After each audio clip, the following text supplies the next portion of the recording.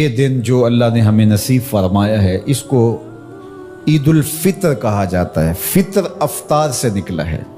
جس طرح ہم روزانہ روزے کو افطار کرتے ہیں وہ تو ہر روز کے روزے کا افطار ہے، اور یہ عید الفطر جو ہے یہ پورے مہینے کے روزے کے افطار کے مترادف ہے، اس لیے اس کو عید الفطر کہا جاتا ہے کہ جو پورا مہینہ ہم روزے رکھے، عبادات میں رہے، تو آج اللہ نے ہمیں افطار کا دن نصیب فرمایا۔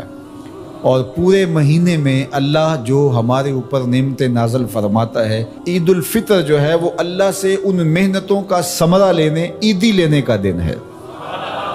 تو اس لیے اس دن کو لہو و لعب میں گزارنا نہیں چاہیے۔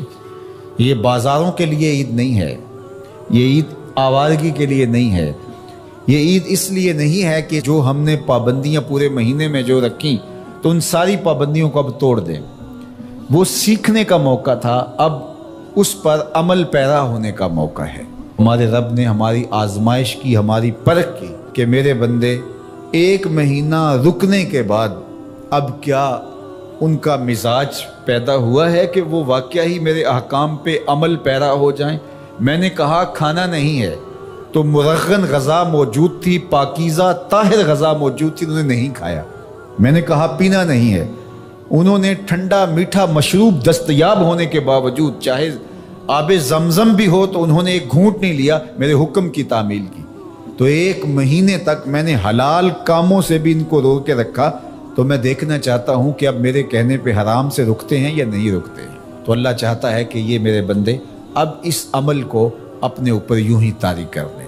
لیکن اگر ہم نہیں کرتے، جہاں تھے پھر وہیں کھڑے ہو گئے، تو اللہ تعالیٰ نے فرمایا کچھ عورت کی طرح نہ ہو جانا جو اپنے سارے دن کا کاتا ہوا سوت شام کو ٹکڑے ٹکڑے کر دیتی۔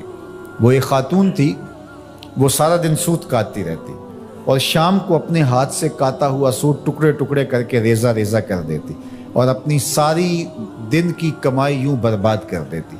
تو فرمایا کہیں تم بھی ایسے نہ ہو جانا کہ اپنی ساری محنتوں کو جب پھل ملنے کا وقت آئے، جب صلہ ملنے کا وقت آئے تو اس وقت تم ترک کر دو اور تم پھر اس عورت کی طرح ریزہ ریزہ کر دو۔ تو رمضان ہمیں سکھاتا ہے کہ ہم بقیہ زندگی بھی ایسے گزار سکتے ہیں۔ اور کسی نے کہا کہ اگر ساری زندگی رمضان کی طرح گزارو گے تو تمہیں آخرت عید کی طرح ملے گی۔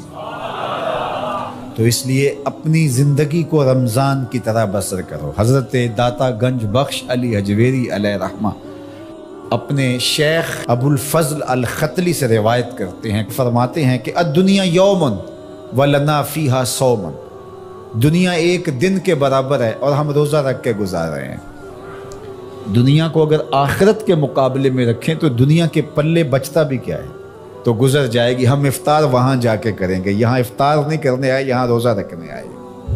تو یہ مختصر زندگی اللہ کی یاد میں، اس کے ذکر میں، اس کی محبت میں، اس کے پیار میں بسر کیجئے۔ روزے کے مقصد کو سمجھیے گا۔ یہ نہیں ہے کہ رمضان المبارک گزر گیا تو اب ہم اپنی پرانی روٹین پہ آ جائیں گے، نہیں، بلکہ ہماری اب روٹین بہتر ہو جانی چاہیے۔ اور ہم نے ایک مہینہ مشق کر لی تو ہمارے لیے اب عمل کرنا آسان ہوگا۔ ہم نے ایک مہینہ تجربہ کیا، ہم حلال سے بھی رک سکتے ہیں اگر اللہ چاہے اور اللہ کی مرضی ہو تو ہم اللہ سے توفیق مانگے، مالک تیرے کرم سے ہم حلال سے بھی رک گئے تو توفیق دینا ہم حرام سے بھی رکیں۔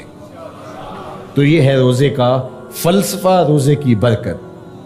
اب یہ یوم الفطر جو ہے یہ افطار کا دن ہے، یہ شکرانے کا دن ہے، یہ اللہ کی بڑائی بولنے کا دن ہے، اور غربا کو، مساکین کو، اپنے ہمسایوں کو، عزیزوں کو جو مالی طور پہ مستحکم نہیں ہیں، ان کو عید کی خوشیوں میں شامل کرنے کا دن ہے۔